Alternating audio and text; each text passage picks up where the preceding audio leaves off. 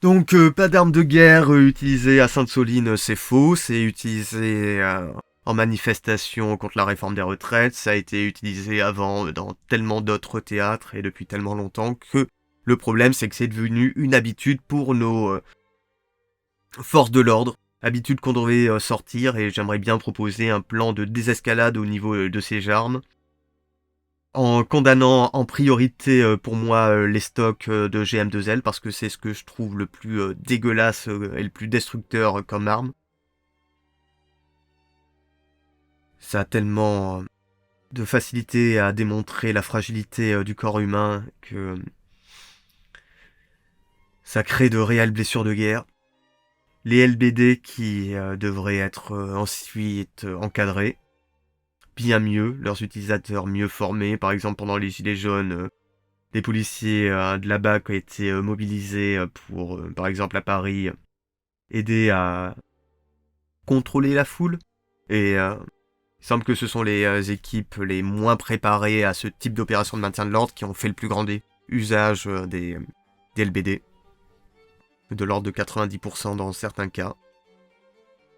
C'est bien navrant. Mais comme c'est le cas à Sainte-Soline, où des ordres n'ont pas été totalement respectés, par exemple, vous savez, ces quads qu'on voit arriver, ils étaient utilisés pour lancer des grenades en effet lacrymogènes pour repousser les personnes. Il y a eu 2 lanceurs de LBD, c'est totalement proscrit. Ces gendarmes seront suspendus. Il y a eu des images montrant a priori ce peloton-là utilisant des LBD.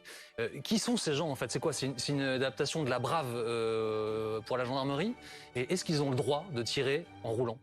Alors, ce ne sont pas des gens, c'est pas la même unité que la Brave. Les quads avaient pour objectif de tirer des grenades lacrymogènes, toujours dans l'idée de garder une distance entre les assaillants et les gendarmes, sauf que quand vous les tirez d'un endroit avec le vent et le terrain, vous n'êtes parfois pas très sûr de l'endroit où les grenades vont tomber. Donc ils ne tirent que des lacrymogènes. Ils ne tirent que des lacrymogènes. Alors ils ont des LBD pour se défendre. Il y a effectivement une image d'un gendarme qui tire avec un LBD.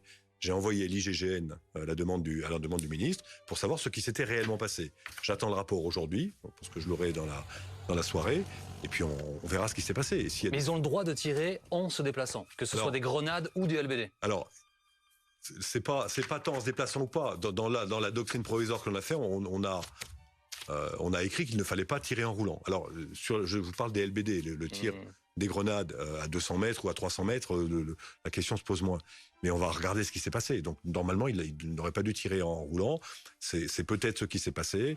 Il n'a pas touché en tirant. Pour autant, s'il a enfreint un règlement, on prendra les mesures qui s'imposent. Mais j'aurai les retours dans la soirée et je proposerai au ministre des mesures à prendre.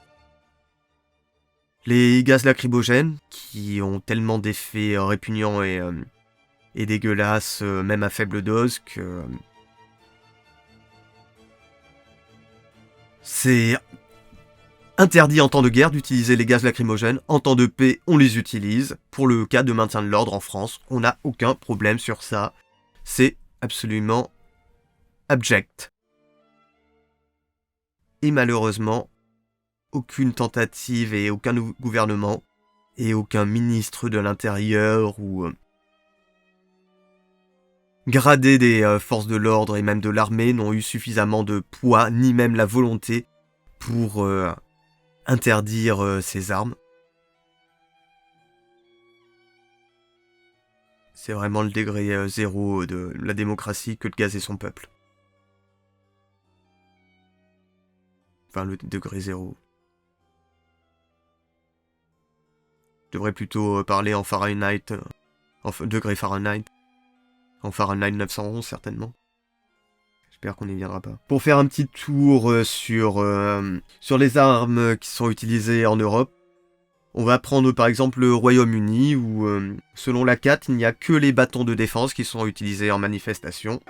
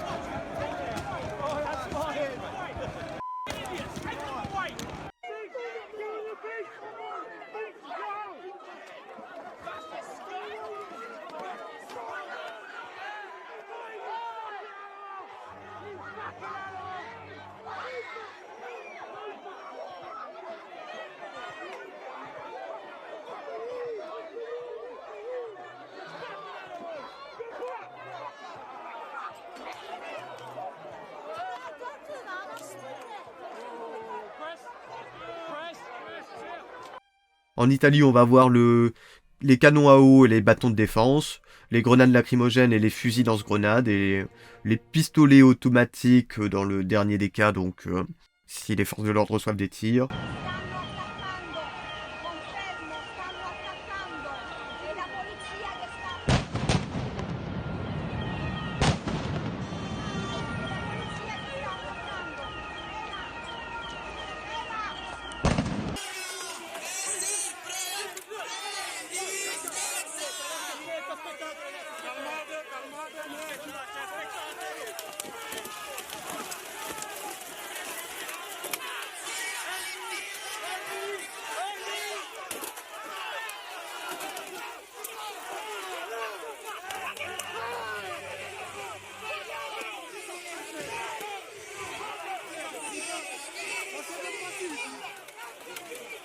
En Espagne, on a les bâtons de défense en bois ou en caoutchouc dur, les dispositifs sonores à longue portée. Alors ça, on les a pas vraiment en France, à moins qu'on considère que les mégaphones en sont, donc à coup de première sommation, dispersez-vous, etc.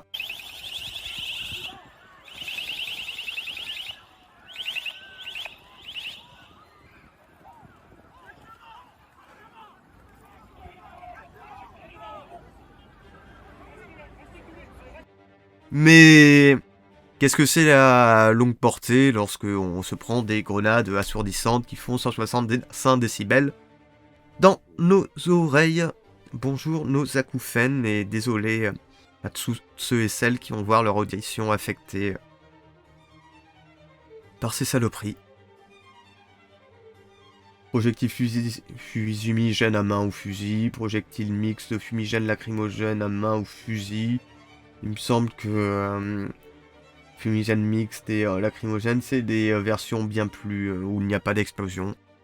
Nos Kli F4 et GM2L sont bien uniques en Europe.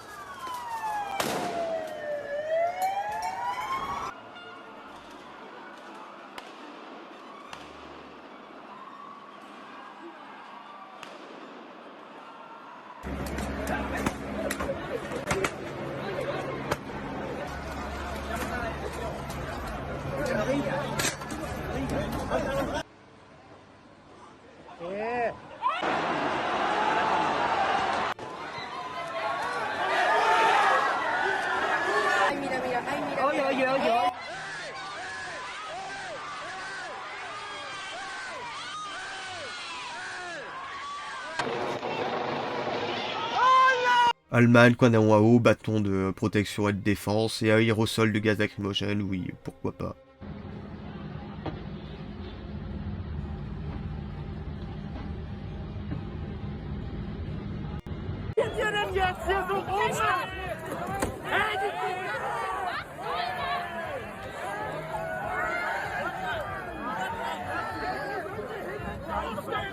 Spray au poivre et lacrymogène en Belgique, bâton de défense rigide ou souple, bâton télescopique.